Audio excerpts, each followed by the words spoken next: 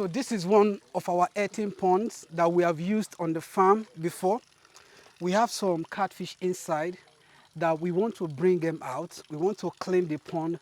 We are preparing the pond for another farming cycle.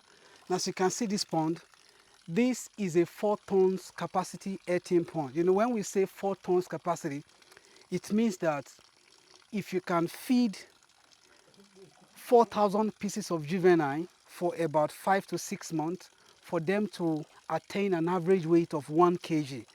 That is the accumulative weight of the 4,000 pieces. If each of the fish is weighing 1 kg, that means 1 kg in 4,000 places. That is 4,000 kg. This pond, as you are seeing, will be able to accommodate them conveniently. That is per annum. If you decide to use 6-month cycle to produce 4 tons, you can do 2 cycles in 1 year, thereby producing 8 tons of catfish from this single pond. Now, if you look at the measurement of this pond, this is like 20 meters by 15 meters, and this is the inlet where water comes in into the pond. There is another inlet right there, and that is the outlet out there, which takes out excess water. So earthen pond remains the most reliable type of pond for culturing catfish because you don't get to spend too much on them. The only expenses that you are going to incur is the money that you are going to use to buy the land.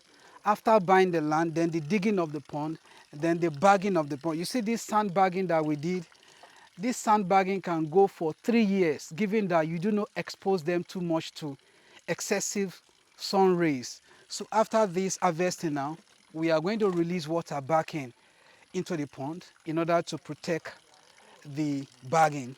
So right now, after packing this fish, we are going to remove these muds. All these mud are going to be, all the muds are going to be excavated, thereby leaving the base of the pond clean.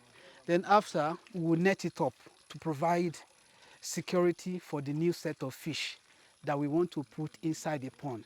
Can you see? Don't you love earthen ponds?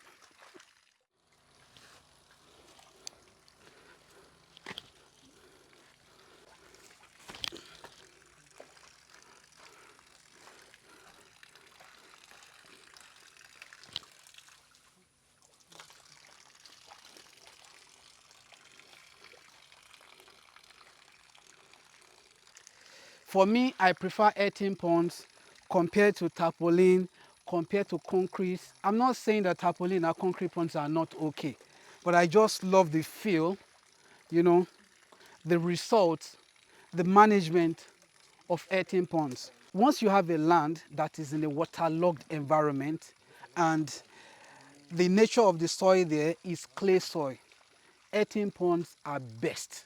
Here, you can see water coming in, and being clay soil, it has high water retention capacity. When we release water into this pond, the water will not go anywhere and it will retain water for as long as you want. Can you see this? So we're preparing for another cycle now. After preparing this pond, we are going to get ourselves 4,000 pieces of juveniles and we'll start feeding them.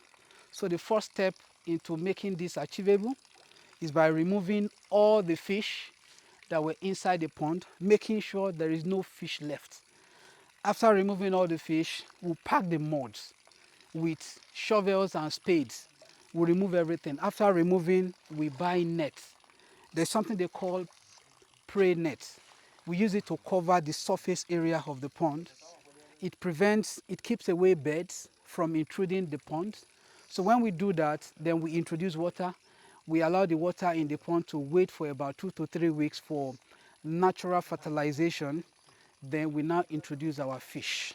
So this is the first step right now, making sure there are no fish left in this pond, because if you do not remove all the fish, if you're not careful, if there is one, by any chance you leave behind one fish or two, they are going to be predator to the next set of fish that you are going to be introducing. So you don't allow any fish to to be left behind in this pond. So that is what we are doing right now. If you see, that is what they are working on. They are trying to make sure that all the fish in the pond are removed.